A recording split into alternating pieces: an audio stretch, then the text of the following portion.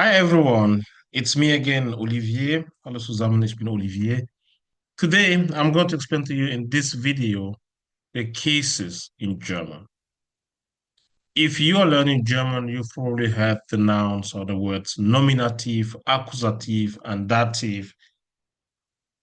And maybe these cases are a huge problem for you. In this short video, I'm going to explain to you in a very simple way what they mean, how to identify them, and how to use them in a sentence.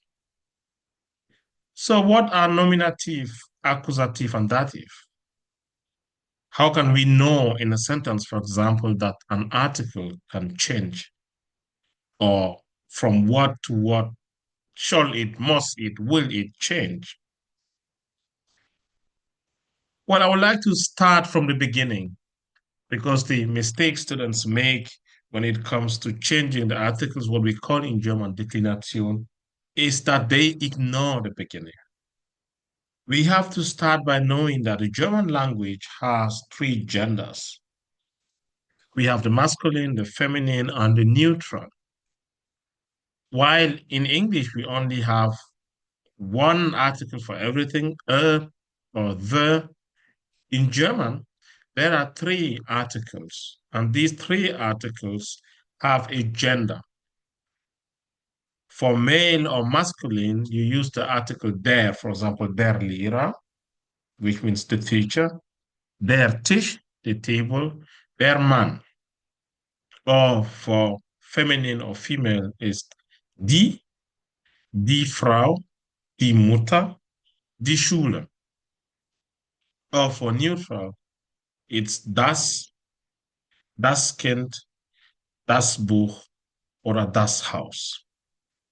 So you will notice that I put ein or eine besides der, die, and das. There is the definite article, what we have in English like the. I want the pen. It's a specific thing. It's a definite article. But if you say, I want a pen, it can be the blue, the red, or the green. And in German, the indefinite article is ein.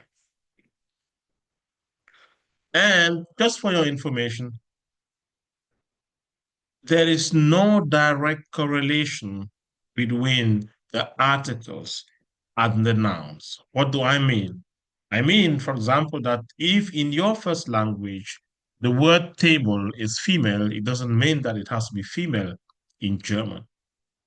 For example, if you speak French, you will notice that der Tisch in German means the table. In French, the word table is female. We say la table. And for your information in general, there is no rule, no clear relationship between articles and nouns. There is no reason why you say der Tisch. It doesn't mean that the Tisch is male, that this is just the article. So my advice is to you is that you start by knowing that there is no rule to know the article of a noun.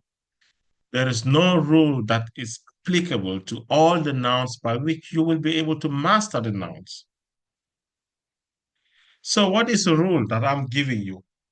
There is no rule that helps you, but this is an advice. My advice to you is that you should learn every noun with its article. If you learn a noun in German, do not forget the article. Otherwise, you will run into trouble when you do the declination, what the Germans call. When it comes to finding out nominative, accusative, or dative, if you don't know the articles, you might not be able to build a single correct sentence. So first of all, you need to know there is no clear rule to know all the articles, though there are some indications which I will explain to you in another video.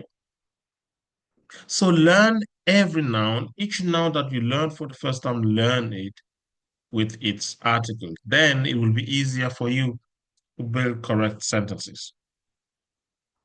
Now let's start with nominative. The noun or the name can be frightening, but the nominative is very simple. It means nothing else than the subject. What is the subject? The subject is the role that a noun can play in a sentence. A noun can play different roles in a sentence. And in German, when a noun plays the role of a subject in a sentence, we speak of nominative. And the subject is the person or the animal or the word noun in the sentence that does something. It is the noun or the person that is in action. For example, der Vater liest eine Zeitung. The father reads a newspaper. So there is someone doing something here. That is the father, der Vater. Die Mutter arbeitet im Büro. Das Kind spielt Fußball. Die Schüler lernen Deutsch. In all these sentences, the first words or the noun that we see in the beginning are the subject because they are the active people doing something. And if you would like to find out the nominative or the subject in a sentence, you ask the question wer in German for people and was for animals and things. Let's use the first sentence as an example. Der Vater liest eine Zeitung. The father reads a newspaper. If you would like to find out what the subject is, then we ask who reads a newspaper? And in German, it's like, wer liest eine Zeitung? The answer is der Vater. It means their father is the subject of this sentence. And you can apply this to all the other sentences. The good news in nominative is that all the articles do not change. So there remains there, die remains die, das remains das, and die in plural also remains die. So there is no change yet in nominative. But when we move to accusative, which is the case of the direct object, we notice that there is one article that changes, that is the masculine.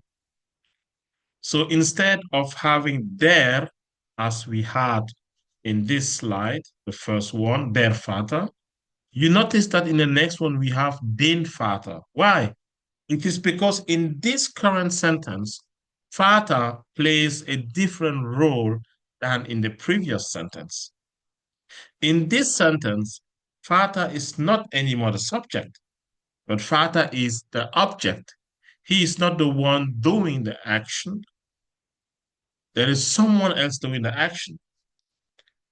So our sentence is, der Sohn besucht den Vater. The son visits the dad. And we notice that who is doing something here? It is the son. The son is the one doing something. So the son is nominative. That's why it is there. But now because father or Vater in German is not anymore the subject, but the object, the article changes. So instead of der, we have den Vater. And you see that the neutral and the feminine and the plural form, they do not change. They stay the same. We have der Lehrer begrüßt die Lehrerin, der Schüler begrüßt die Lehrerin, the student greets the teacher. You see, die Lehrerin remains the same. Same thing with das Buch and die Übungen. And here we ask the question, wen for people and was for animals and things and objects. Wen and was means, wen means who and was means what. Der Sohn besucht den Vater. The son visits the dad. Who is the son visiting? The dad, the father. In German, we will say, wen besucht der Sohn? Der Sohn besucht den Vater. So in accusative, the case of the direct object, it's only the masculine that changes. The neutral, the feminine, and the plural do not change. Our third case is dative. The dative is generally the case of the indirect object. The indirect object is usually the recipient of an action or of something. And in dative, all the articles change. Masculine, feminine, and neutral, and plural, all of them change when they are playing the role of an indirect object in a sentence. Let's take this first example. Gibt dem Lehrer eine Zeitung. He gives the teacher a newspaper. So we see that the teacher is the recipient of something here. He gives something to the teacher, right? So the teacher here in this sentence is dative because it is the indirect object. Second example, der Sohn schickt der Mutter einen Brief. The son sends the mother a letter. So you see, there is something that is sent to someone, and the recipient of this something is the indirect object. And because Mutter, Lehrer, or Kind, or Schülern in these sentences are indirect objects, they change their form. So there, that is masculine, becomes dem. Die, that is feminine, die Mutter, becomes der Mutter. Das Kind, that is neutral, becomes dem Kind. And in the plural form, die Schüler becomes den Schülern. So you have to notice and keep this, that dative is generally the case of the indirect object, and the indirect object is the recipient of something, of an action. There are, of course, some exceptions. In German, there are some verbs, whether in the translation into the English language or into your first language, they make sense of being an indirect object or not. In German, they count as an indirect object. There are some verbs that when we see them, we know that they are an indirect object, like helfen in German, which means to help, or gratulieren in German, which means to congratulate, or dienen in German, which means to serve. So generally, dative is the case of the indirect object, but there are some verbs, whether in the translation we see that they are the recipient or not of something, in German they still count as indirect object. So if you would like to find out the dative in German, you ask the question wem, which means whom or to whom. Let's take the example with the son. Der Sohn schickt der Mutter einen Brief. The son sends the mother a letter. So to whom does the son send a letter? To the mother. So the mother is the indirect object that is dative.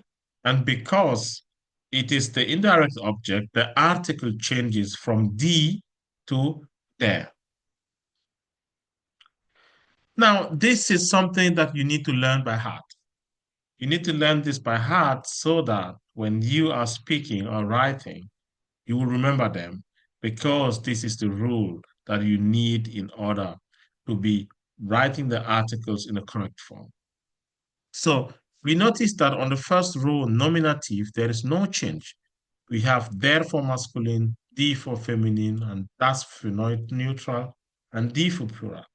And we see the changes start here in accusative, den instead of der, and feminine and neutral remain die and das, and plural is also die. And in the dative form, we know that the masculine becomes dem, the feminine becomes der, the neutral becomes dem, and in the plural form, it is den. My recommendation is that at least you learn this by heart, like der, den, dem, die, der, das, dem, die, den for a plural form. Then it will be easier for you in a sentence to build it correctly. If you need further help, there are a list of verbs that always imply accusative, and there are also verbs that always imply dative. And there are also a list of prepositions with accusative and prepositions with dative. I will leave the link in the comments so that you can check them out. And I hope this video was helpful for you. If you are interested in more, please like the video, subscribe to the channel, share it with your friends, leave me a comment. If you are interested in a German class with me, online or in person in case you're in Germany, please contact me via my email address or send me a WhatsApp message. I'll be happy to help you. If you wish to have explanations on certain topics in German also, please leave a comment on this video. I'll be happy to explain it for you. Vielen Dank, auf Wiedersehen, thank you, and goodbye.